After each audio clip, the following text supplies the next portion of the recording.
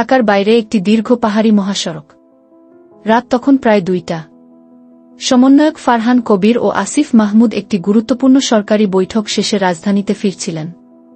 তারা জানতেন তাদের বর্তমান কাজ শুধু দেশের রাজনৈতিক ভারসাম্য রক্ষার জন্য নয়, এটি তাদের জীবনকেও ঝুঁকির মুখে ফেলেছে। গাড়ির ভেতরে আসিফ পেছনের সিটে বসে তার ফোন চেক করছিলেন। হঠাৎ গাড়ির চালক বিপরীত দিক থেকে আসা আলো দেখে সজাগ হয়ে ওঠেন। সামনে বিশাল আকৃতির একটি ট্রাক। কোনো সংকেত না দিয়ে ট্রাকটি গাড়ির দিকে সরাসরি ছুটে আসতে থাকে। চালক চিৎকার করে বলেন, স্যার, শক্ত হয়ে থাকুন। ধাক্কাটি এত তীব্র ছিল যে গাড়িটি রাস্তা থেকে ছিটকে খাদে পড়ে যায়। গাড়ির ভেতরে সবাই ছিটকে পড়ে যায়। চালক সামান্য আঘাত পেয়ে বের হতে পারলেও ফারহান এবং আসিফ গাড়ির ভাঙা ছাদের নিচে আটকা পড়েন। ভেতরে ছড়িয়ে পড়া কাচের টুকরো তাদের শরীর ক্ষতবিক্ষত করে ফেলে। ফারহানের শ্বাস দ্রুত কমে আসছিল। তিনি সাহায্যের জন্য কাঁপা কণ্ঠে চিৎকার করার চেষ্টা করেন, কিন্তু গলা দিয়ে শব্দ বের হয় না। আসিফ তার দিকেই তাকিয়েছিলেন, তার মুখে এক ধরনের গভীর আতঙ্ক। তাদের চারপাশে শুধুই নির্জনতা, দূরে কোনো আলো নেই। কিছুক্ষণ পর সেই ট্রাকটি আবার ধীরে ধীরে ফিরে আসে। এবার কয়েকজন মানুষ ট্রাক থেকে নামে। তারা নিজেদের মুখ ঢেকে রেখেছে। ভাঙা জানালার ফাঁক দিয়ে ফারহান তাদের দেখতে পান। একে অপরের দিকে ইশারা করে তারা বলে, সব ঠিক আছে। কাজ শেষ। এরপর তারা ট্রাক নিয়ে অদৃশ্য হয়ে যায়।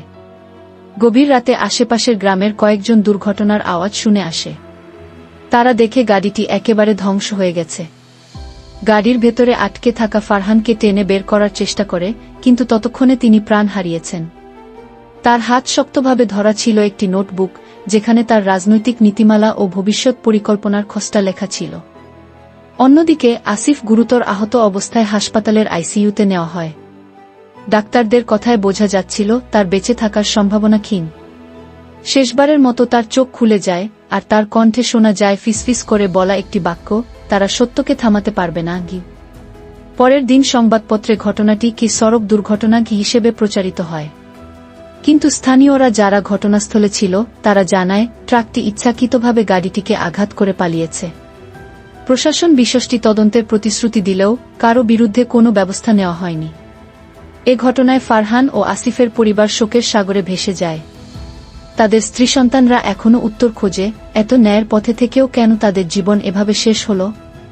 এটি শুধু দুইজন নিরীহ সমন্বয়কের মৃত্যু নয়, এটি ছিল এক পরিকল্পিত হত্যা। দেশের শান্তি ও ভারসাম্য রক্ষার জন্য যারা নিজেদের জীবন উৎসর্গ করতে চেয়েছিল, তারা হয়ে উঠল অন্ধকার রাজনীতির নৃশংস শিকার। ট্র্যাজেডির এই ছায়া এখনও তাদের পরিবার ও দেশের উপর ঘনিয়ে আছে। এ ধরনের আরও কাহিনী শুনতে ভিডিওতে লাইক দিন, পেজ ফলো করুন, সাবস্ক্রাইব করুন আর বন্ধুদের কাছে শেয়ার করুন।